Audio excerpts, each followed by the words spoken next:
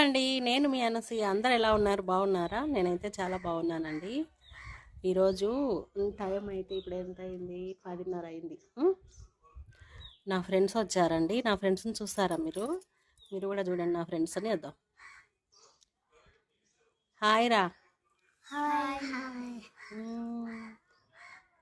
నా ఫ్రెండ్స్ అని మీకు కూడా పరిచయం చేస్తానండి. అంటే వీళ్ళంతా కాదనమాట. ఇవి మాత్రం నా ఫ్రెండ్. ఈ మధ్యలో కూర్చుని చూడు ఈవిడ.